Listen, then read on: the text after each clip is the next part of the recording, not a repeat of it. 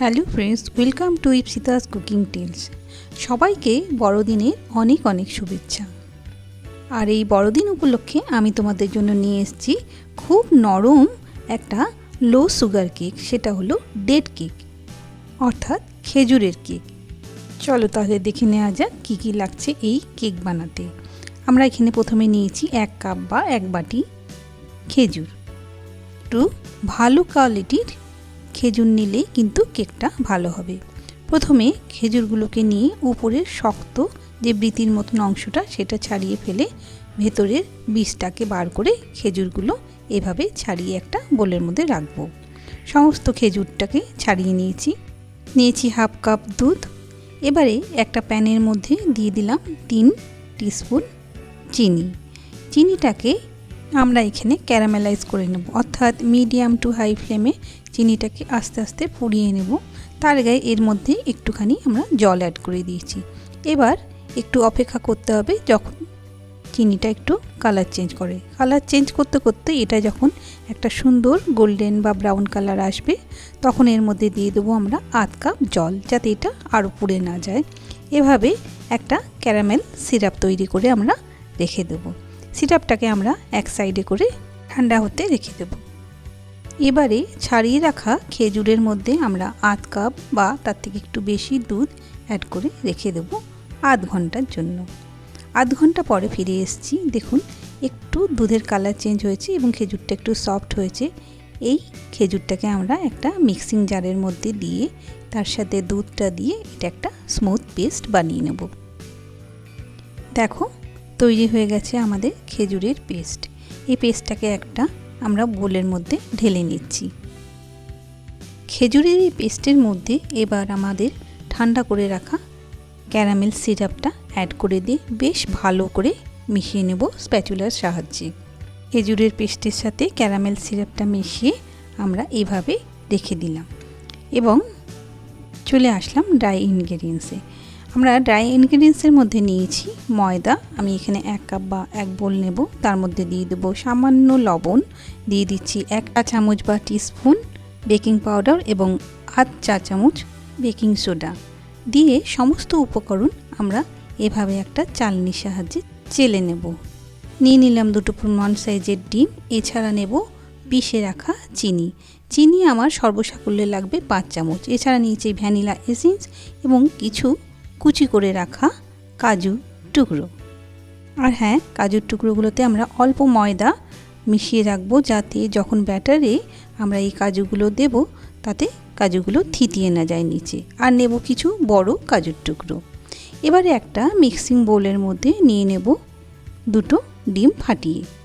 ডিমগুলো দেওয়ার পরে আমরা একটা হ্যান্ড বিটার বা ইলেকট্রিক বিটারের সাহায্যে ভালো করে ফেটিয়ে নেব 2 মিনিট।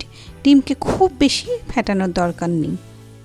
ডিম ফেটানোর সময় এর মধ্যে একটু বা 1 চামচ ভ্যানিলা এসেন্স অ্যাড করব। এবারে ওই ফেটানো ডিমের মধ্যে দিয়ে দেব 2 চামচ গুঁড়ো করে রাখা বা পিষে রাখা চিনি দিয়ে আমরা আবার 1 থেকে 2 মিনিট এটাকে ভালো করে বিটারের সাহায্যে মিশিয়ে নেব। এবারে দেব হাফ কাপ তেল বা রিফাইন অয়েল। রিফাইন অয়েলটা দিয়ে আমরা আবার বিটারের সাহায্যে এটাকে একটু ভালো করে বিট করে নেব বা মিশিয়ে নেব। যদি তোমাদের কাছে ইলেকট্রিক বিটার না থাকে তোমরা বাড়িতে থাকা হ্যান্ড বিটার দিয়েও এই কাজটা সেরে নিতে পারো। এবার তৈরি করে রাখা খেজুরের পেস্টের মধ্যে আমরা ডিম এবং চিনির মিশ্রণটা মিশিয়ে দিলাম। তারপর সমস্ত উপকরণকে আমরা হ্যান্ড বিটার বা ইলেকট্রিক বিটারের সাহায্যে ভালো করে মিশিয়ে নেব, ঠিক ততক্ষণই যতক্ষণ না সমস্ত উপকরণ ভালো করে মিশে যায়। খেজুর এবং ক্যারামেল সিরাপের কারণে ব্যাটারের কালারটা এরকম সুন্দর একটা ব্রাউন কালারে চলে আসবে। বিট করা হয়ে গেলে এবার এই মিশ্রণের মধ্যে আস্তে আস্তে ড্রাই ইনগ্রেডিয়েন্টস ময়দা, বেকিং পাউডার, বেকিং সোডা এবং লবণের মিশ্রণ আস্তে আস্তে এর মধ্যে মিশাতে থাকবো। এটাকে অল্প অল্প করে দেব এবং ব্যাচ বাই ব্যাচ মেশাতে থাকবো। মেশানোর সময় তাড়াহুড়ো না করে আস্তে আস্তে স্প্যাচুলার সাহায্যে এটাকে মেশাতে হবে, ব্যাটারের মধ্যে তৈরি করা হাওয়াটা কোনো রকমে বেরিয়ে না যায়। সেই জন্য প্রসেসটা একটু ধীরে করবে। এখানে আমি সময়টা বেশি লাগবে বলে একটুখানি স্পিড করেছি ভিডিওটা, কিন্তু প্রসেসটা আস্তে করাই দরকার। এরপরে সম্পূর্ণ ইনগ্রেডিয়েন্টস মেশানোর পরে আমরা কাজুগুলো মিশিয়ে দেব, যেটার মধ্যে আমরা ময়দা কোট করে রেখেছিলাম, এবং হালকা হাতে মিশিয়ে একটা কেক টিন, যেটা আগে থেকে আমরা বাটার পেপার লাগিয়ে বা গ্রিস করে রেখেছিলাম, তার মধ্যে সম্পূর্ণ ঢেলে দেব। সম্পূর্ণ ঢেলে দিয়ে আমরা এবারে টিনটাকে একটু ট্যাপ করে নেব 2 থেকে 3 বার। ওপর থেকে সাজিয়ে দিলাম কিছু গোটা কাজুর টুকরো। তবে শুধু কাজুই নয়, ইচ্ছে হলে আখরোট এবং অন্যান্য বাদাম দিয়েও এটা সাজানো যেতে পারে। আর ভেতরে অন্যান্য ফ্রুটস যেমন কিশমিশ বা অন্যান্য কিছু দেওয়া যেতেই পারে, আর পছন্দ মতন করবে। কেকটা আমরা একটা প্রিহিটেড ওভেনের মধ্যে 180 ডিগ্রি সেন্টিগ্রেডে 40 মিনিটের মতন বেক করেছি। 40 মিনিট পরে আমরা ওভেন থেকে বার করে নিয়ে এসেছি। দেখো কি সুন্দর কালার এসছে, এবং একটা কাঠি দিয়ে এটাকে চেক করলাম, খুব সুন্দর এটা বেকও হয়ে গেছে। এবার একটা ধারালো ছুরির সাহায্যে মোল্ড থেকে সাইডটা আমরা ছাড়িয়ে নেব, এবং কেক টিনটাকে উল্টে 2 বার ট্যাপ করলে এটা বেরিয়ে আসবে। এবারে বাটার পেপারটাকে ছাড়িয়ে নিয়ে দেখছি কেকটা কেমন হয়েছে। দেখো কি সুন্দর হয়েছে আমাদের কেক। যারা মিষ্টিতে ভয় পাও অথচ কেক খেতে চাও, তারা এই সামান্য চিনি দিয়ে তৈরি কেকটা অবশ্যই কিন্তু ট্রাই করো। এবার কেটে দেখাচ্ছি, দেখো কতটা সফট হয়েছে আমাদের কেক। আমি একটা টুকরো তুলে নিয়ে তোমাদের চেক করে দেখাচ্ছি, দেখো কেমন সুপার সফট।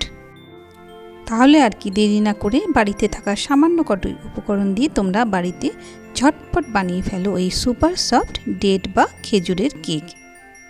আমি যতটা পেরেছি সহজভাবে এই কেকের প্রণালী দেখানোর চেষ্টা করেছি। হুবহু এভাবে বানাও, আশা করি তোমাদের প্রত্যেকের কেক ভালো হবে।